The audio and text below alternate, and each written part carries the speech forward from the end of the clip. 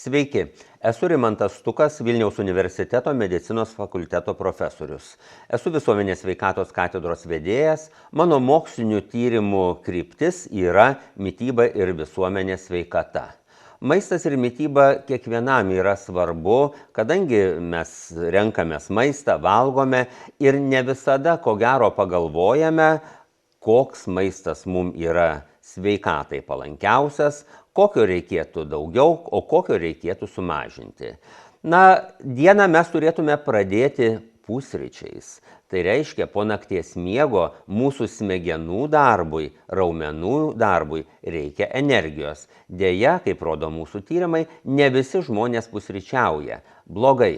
O šiandieną mes pasiaiškinsime, ką geriausiai reikėtų rinktis pusryčiams.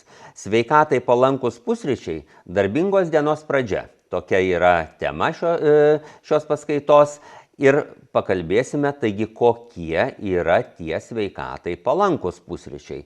Aišku, mes galime ir turėtume neprisirišti prie vieno kažkokio patiekalo, labai svarbu įvairovė, tačiau vis tik tai kalbant apie pusryčius, mes turime žinoti, kad pats tinkamiausias pusryčiams maistas yra košės. Košės, ypač rupių kruopų košės, aišku, neužpiltant jų riebių padažų, o pagardintos, pavyzdžiui, prieskoninėmis žolelėmis. Gali būti įberta į košę įvairių papildomai sėklų, gali būti šiek tiek razinų ar kokių nors įpjaustyta kitų džiovintų vaisių, bet pagrindas yra košės ir geriausiai, kad tai yra rupių kruopų košės. Aišku, ne tos, kur paruošiamos per 1 ar 2 minutės, bet tos, kurios yra, iš geriausiai pilno grūdo. Kodėl košės, tą mes ir pasiaiškinsime. Vėlgi, jeigu pažiūrėtume į Sveikatos ministerijos rekomenduojamą maisto pasirinkimo piramidę, matome, kad grūdiniai produktai yra piramidės bazinėje grupėje, tai yra toje grupėje, iš kurios yra rekomenduojama daugiausiai rinktis maisto. Rupių kruopų košė yra puikus stambiamolekulinių angliavandenių, kitaip tariant, polisacharidų šaltinis, o tie polisacharidai yra puikus energijos šaltinis. Angliavandeniai, jie labai greitai yra virškinami, skaldomi, jau seilės burnoje pradeda skaldyti ir ta jų energija, jinai gana greitai atsipalaiduoja ir po nakties miego mūsų smegenim ir raumenim jau jinai gali būti labai greitai tiekiama ir panaudojama. Aš užsiminiau pilno grūdo. Iš tikrųjų, pilno grūdo įvairūs kepiniai arba košės yra biologiškai vertingiausios. Kodėl? Galime pasižiūrėti, kokia yra grūdo struktūra. Yra grūdo apvalkalas, kurį sudaro daug sluoksnių, o tame apvalkale yra vitaminai, mineralinės medžiagos, skaidulinės medžiagos, kurios mums yra reikalingos. Yra taip pat grūdo, ta vadinama miltinė dalis endospermas, tai yra krakmolas ir šiek tiek gana nedaug baltymų, ir yra gemalas, tai kur yra riebalai, baltymai, vitaminai, mineralinės medžiagos, įvairūs fermentai, yra polinesočių riebalų rūgščių. Tai reiškia biologiškai labai vertinga. Ir jeigu yra pilna arba viso grūdo tie grūdiniai produktai, jie yra biologiškai vertingiausi, nes tuomet grūdas nėra pilnai nušveičiamas ir naudojamos yra visos jo dalys, ir gemalas, ir endospermas, ir lobelė, o jeigu grūdai yra, kaip sakome, rafinuojami, nušveičiami, yra pašalinama ir gemalas, ir tos lobelės, lieka tik ta vadinama miltinė dalis endospermas. Ir jinai, kadangi daugiausiai ten angliavandenių, išlieka ilgai, nepakitusi, nevyksta oksidacija, tačiau biologinė vertė jos yra mažiausia. Todėl pilnagrūdžiai produktai, jie yra labai gerai. O kruopos yra sveiki arba skaldyti grūdai. Taip pat ir ankštinių augalų sėklos gali būti. Ir vėlgi, gaminant kruopas, vėlgi gali būti jos įvairios. Gali būti tos lobelės, apyvaisis lobelė, eleurono sluoksnis, kas sudaro tą visą apvalkalą grūdo. Gali būti pašalinta, gali būti gemalas pašalinta, gali būti visiškai arba iš dalies, o gali būti ir nepašalinti. Tai ir nuo to priklausys kruopų ta biologinė vertė. Na, šiaip kruopos yra gaminamos beveik iš visų grūdų. Jos skiriasi savo sudėtimi, paviršiaus apdorojimu, dydžiu.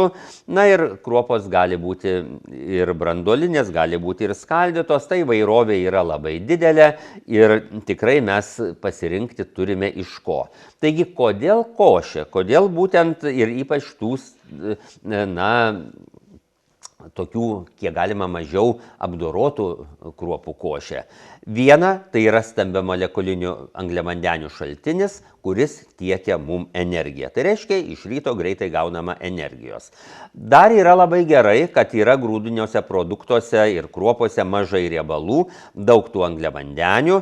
Taip pat, jeigu mažiau nušlifuotos kruopos, aprūpina ir baltymais, skaidulinėmis medžiagomis, kurių mums labai reikia, mineralinėmis medžiagomis, ypač daug yra kalio, kalcio, mangano, magnio, vitaminais, vitaminas C, B grupės vitaminai, ypač B6, folio rūgšties, karotenoidų.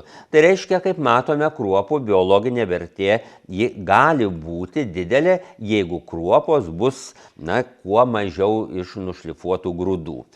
Na, vėlgi, jeigu mes valgome košę, mes ją galime ir patys dar prasiturtinti. Galime prasiturtinti, pavyzdžiui, daigintais kviečiais, galime kviečių gemalais prasiturtinti, kuriuos atskirai galime nusipirkti. O gemalai turi labai daug baltymų.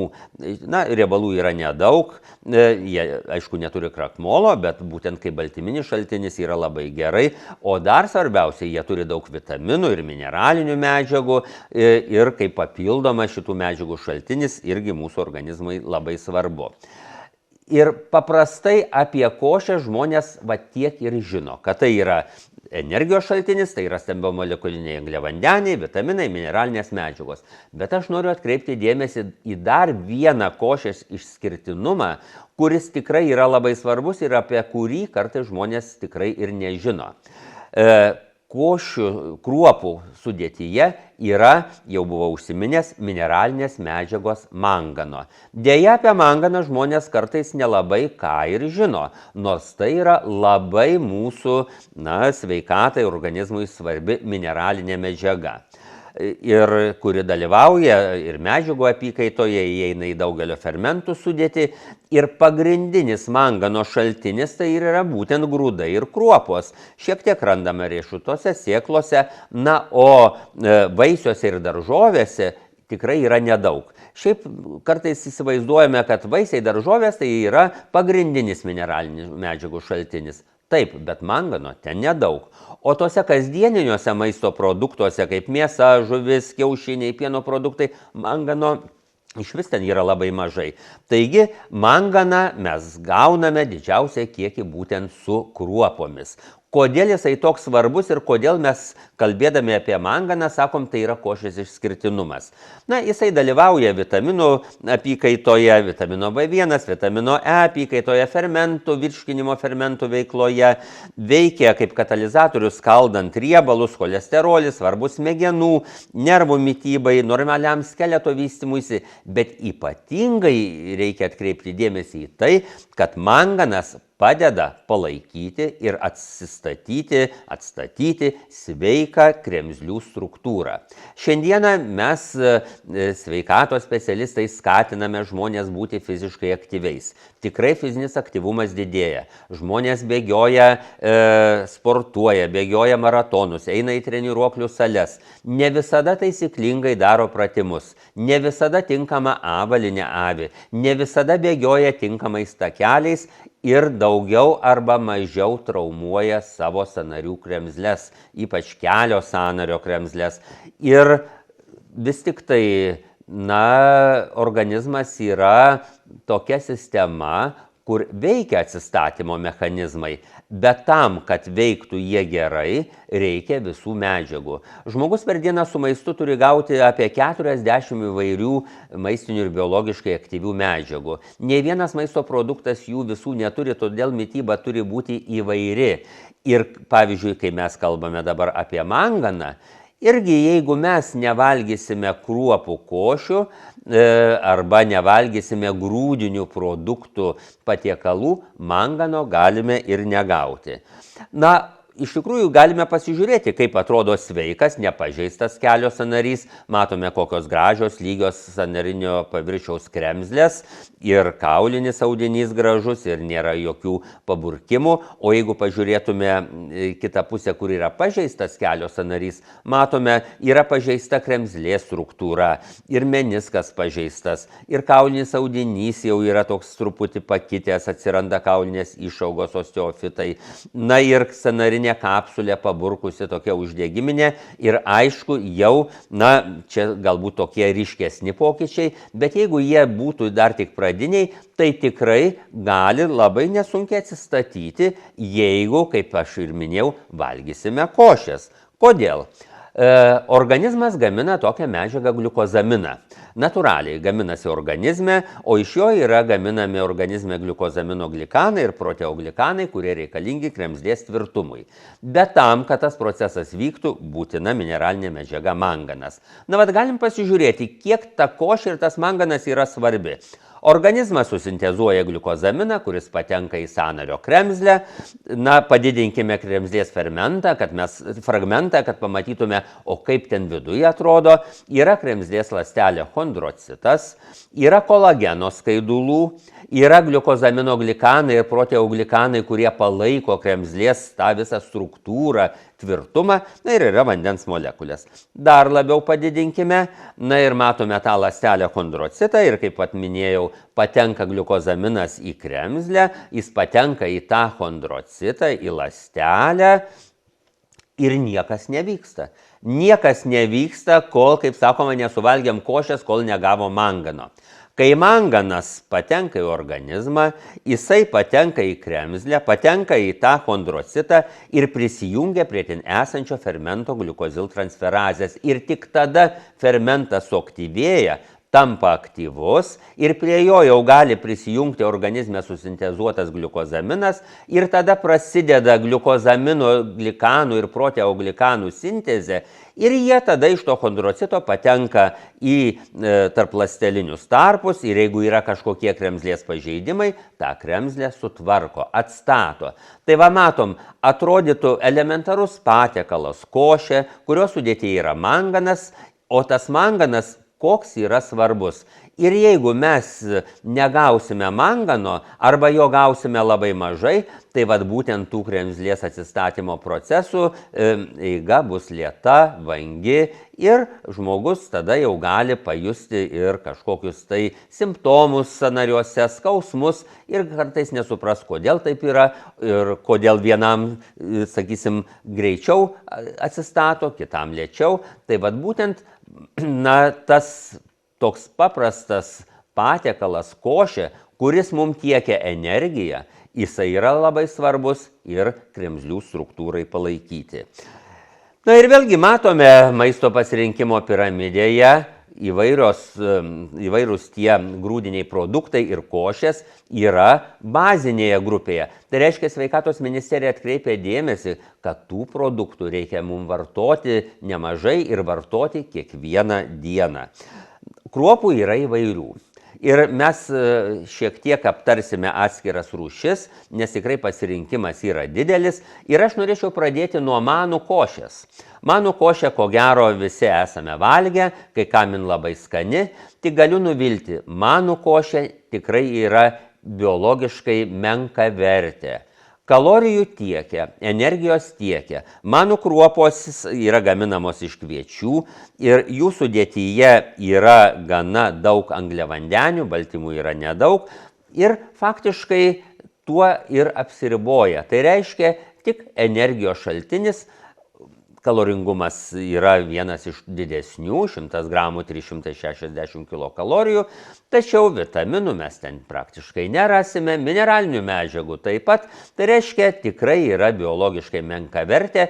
Na, kas labai mėgsta retkarčiais maisto raciono paįvairinimui, aišku, galima suvalgyti, tik jokių būdų tai neturi būti, na, kaip sakoma, toks įprastas maistas, kasdieninis maistas, tik retai.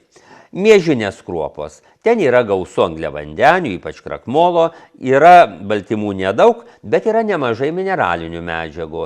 Ir va miežinėse kruopose mes galime rasti magnio, fosforo, kalio, kalcio, energinė vertė šiek tiek mažesnė negu kad manų kruopų, 335 kilokalorijos.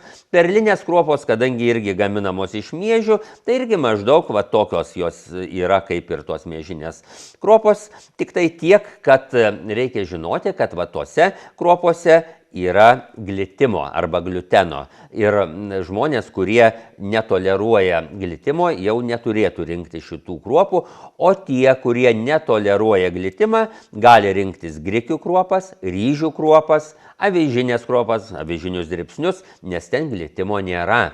Ir va būtent šitos kruopos tokiems žmonėms yra tikrai tinkamos, nes glitimas tai yra augalinis baltymas, kuris kai kuriems žmonėms sukelia netoleravimą. Tai va būtent grikių, ryžių ir avižinės kruopos neturi to glitimo. Grikių kruopos, ko gero, yra tos, kurių biologinė vertė yra pati didžiausia. Ir grikių baltymai yra labai vertingi, juose yra būtinų amino rūgščių. Riebaluose vyrauja polinesočiosios riebalų rūgštys, o sveikatai nepalankių sočiųjų yra labai mažai. Yra labai daug skaidulinių medžiagų, kurios yra reikalingos žarnyno motorikai palaikyti bei gerųjų žarnyno bakterijų gyvybingumui palaikyti. Apie tai dar mes plačiau kalbėsime. Yra grikių kruopose daug mineralinių medžiagų ir netgi daugiau negu kitose kruopose, ypač daug magnio, mangano, fosforo, kalcio, ypatingai daug B grupės vitaminų, o B grupės vitaminai reikalingi ir nervų sistemos veiklai. Ir vat matom, yra magnio, yra daug B grupės vitaminų, kaip žmonės kartais sako, visos ligos nuo nervų. Tai jeigu mes valgytume grikių kruopų košės, būtume ramesni ir galbūt tikrai sveikesni. Energinė vertė nėra labai didelė, tai irgi yra labai gerai. Ryžių kruopos. Ko gero, ryžiai yra labiausiai paplitusios kruopos visame pasaulyje. Ir kalbant apie jų biologinę vertę, tai juose yra daug krakmolo, virš 70%, baltymų yra nedaug, tačiau mineralinių medžiagų yra gana daug. Yra kalio, kalcio, cinko, fosforo. Yra daug B grupės vitaminų, B1, B2, B3, B6. Tai iš tikrųjų yra biologiškai vertingos. Tik noriu atkreipti dėmesį tų, kurie labai skaičiuoja kalorijas. Yra žmonių, kurie tiesiog pasiėmę maisto produktų cheminės sudėties žinynus, pasižiūri, kiek ten yra tų kalorijų, ir skaičiuoja. Tai va čia reikia atkreipti dėmesį, kad jeigu yra nevirti ryžiai, 100 gramų tiekia 351 kilokaloriją. Jeigu yra virti ryžiai, tai 300 gramų tiekia būtent 351 kilokaloriją. Tai būtent visada reikia atkreipti dėmesį, tie, kurie žiūri į cheminės sudėties žinynus, ar tai yra virtos kruopos, ar tai yra nevirtos kruopos. Avižinės kruopos arba avižiniai dribsniai. Iš tikrųjų, tai irgi yra biologiškai vertingi ir juose gausu sudėtinių angliavandenių, daug skaidulinių medžiagų, daug mangano, magnio, fosforo. Yra vitaminų, antioksidacinių poveikių pasižyminčių medžiagų ir ypač tokių beta-gliukanas. Beta-gliukanas stiprina imuninę sistemą. Tai vėlgi yra labai, sveikatai palanku. Tai tokios yra tos kruopos, kurių galbūt mes košės valgome dažniausiai pusryčiams, bet visada reikia atkreipti dėmesį, kad būtų pilnagrūdės. Taip pat yra ir pilnagrūdžiai rugiai, kuriuos irgi mes galime vartoti ir tų kruopų galime tokių. Jie turi iš tikrųjų gana daug maistinių, biologiškai aktyvių medžiagų ir pavyzdžiui, kalbant apie skaidulinės medžiagas, kurios yra svarbios žarnyno motorikai bei gerųjų žarnyno bakterijų gyvybingumui, jos turi 4 kartus daugiau skaidulų negu pilno grūdo kviečiai. Ir taip pat turi 50% rekomenduojamos paros normos geležies. Nors augalinės kilmės produktai nėra pagrindinis geležies šaltinis, tačiau irgi kaip toks papildomas geležies šaltinis irgi yra labai svarbu. Ir vėlgi rugiai sveikatai yra palankus, jie skatina ir svorio mažinimą, padeda išvengti tulžies akmenligės, apsaugo taip pat nuo krūties vėžio. Soros. Sorų kruopų košės nėra paplitusios labai Lietuvos gyventojų maisto racione, tą rodo ir mūsų tyrimai, tačiau šie grūdai yra tikrai labai geras mangano, fosforo, magnio šaltinis, yra tikrai naudingi mūsų organizmui, taip pat jie padeda išvengti tulžies akmenligės, apsaugo nuo krūties vėžio. Mes kalbėjom apie ryžius. Yra baltieji ryžiai, bet yra ir rudieji ryžiai. Šiaip galbūt labiau yra paplitę baltieji ryžiai, tačiau rudieji ryžiai yra labai puikus mangano šaltinis, magnio šaltinis. Beje, magnio ruduosiuose ryžiuose yra 8 kartus daugiau negu baltuosiuose ryžiuose. Tai irgi yra labai svarbu, nes vėlgi, kaip minėjau, magnis saugo mūsų nervų sistemą nuo streso. Ir ruduosiuose ryžiuose yra daug skaidulinių medžiagų. Taip pat rudieji ryžiai pasižymi tuo, kad jie padeda stabilizuoti cukraus kiekį kraujyje. Na, o šiaip kalbant apie ryžius, tai iš tikrųjų yra gausu angliavandenių, kaip minėjau, pagrindinis energijos šaltinis, mažai labai riebalų ir, aišku, pusryčiam irgi labai tinka ir vėlgi lyginant, pavyzdžiui, su grikiais, na, privalumas vis tiek grikiam, bet kiekvieną dieną nusibostų. Tai vat yra galimybė iš tikrųjų paįvairinti. Avižos, avižiniai dribsniai irgi yra puikus patiekalas. Avižiniai dribsniai pusryčiams yra labai gerai, kadangi avižos gali sumažinti širdies ir kraujagyslių ligų riziką, nes avižose yra tirpios maistinės skaidulos, kurios mažina išeminės širdies ligos riziką, o Lietuvos gyventojams tai yra labai aktualu. Taip pat yra daug antioksidantų, kurie saugo nuo laisvųjų radikalų žalojančio poveikio, tuo pačiu irgi mažina širdies kraujagyslių sistemos ligų riziką. Na, avižų sudėtyje esančios tos tirpios maistinės skaidulos mažina ir cholesterolio koncentraciją kraujyje. Na ir yra to beta-gliukano, kuris labai svarbus mūsų imuniniai sistemai. Na, dar yra bolivinė balanda, kurią irgi yra pamėgę Lietuvos gyventojai ir tikrai ji yra biologiškai vertinga, dar ją galime vadinti kinva. Na, tai galbūt jau mes nors priskiriame, kaip kalbam apie košes, apie kruopas, bet iš tikrųjų tai yra sėkla, bet biologinė vertė jos yra labai didelė.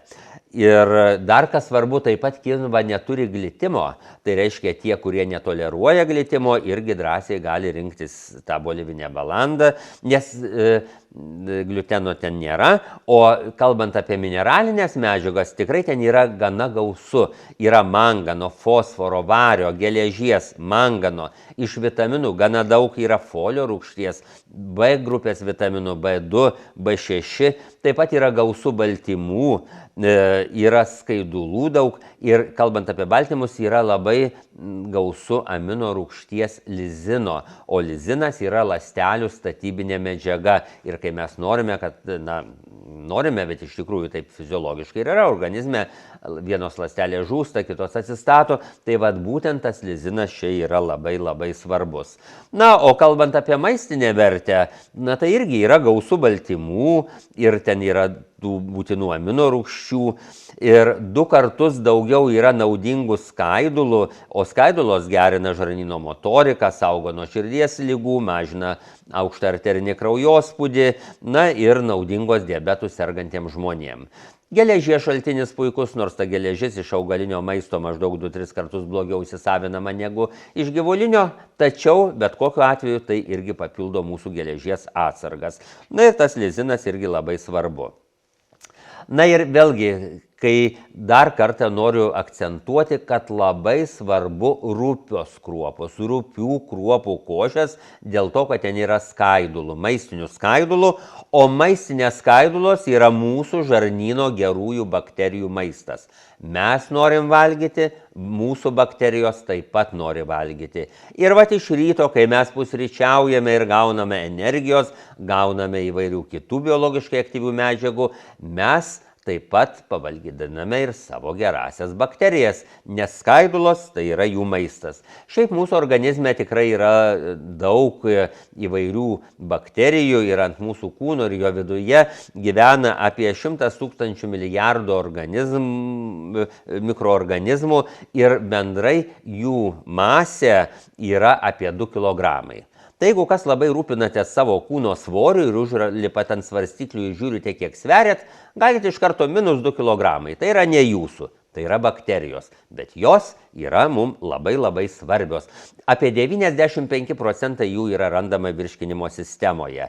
Ir vat būtent jos gyvybingos išliks tada, kai gaus pavalgyti, tai reiškia skaidulinių medžiagų. Šiandieną yra moksliškai įrodyta, kad tos bakterijos, kurias mes jau vadiname mikrobiota arba mikrobiomas, jos yra tampriai susijusios su mūsų smegenimis. Ir yra nustatyta toks labai ryškus ryšys tarp žarnyno, imuninės sistemos ir smegenų. Būtent tai sudaro tokį tandemą. Ir ko gero daugeliu yra girdėta toks vadinamas laimės hormonas serotoninas. 95% to serotonino yra sintezuojama žarnyne, tik 5% smegenyse. O tam, kad tas serotoninas galėtų siųsti impulsus į smegenis iš žarnyno, aktyvuodamas klajoklį nervą, reikia gerųjų žarnyno bakterijų gyvybinės veiklos metabolitų. Tai reiškia, kuo daugiau bus tų gerųjų bakterijų ir kuo jos bus gyvybingesnės, tuo geriau serotoninas galės siųsti impulsus ir smegenis ir tada mes pasijusime geriau, mūsų vidinė darna bus geresnė ir mes būsime tikrai laimingesni.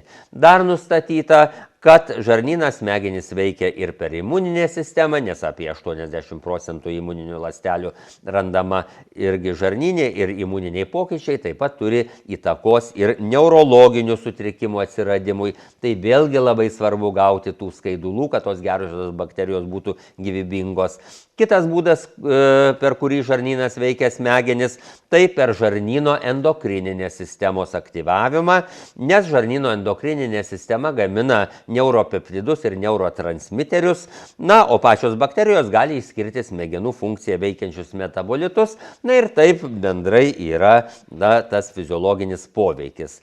Taigi, su maistu labai svarbu gauti pakankamą skaidulinių medžiagų kiekį ir ypatingai ir vaikam, kurių dar nervų sistema vystosi ir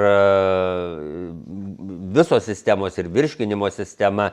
Tai šiaip vaikam, pavyzdžiui, rekomenduojama 12,5 gramų 1000 kilokalorijų, suaugusiam žmogui maždaug 25-35 gramai per parą skaidulinių medžiagų.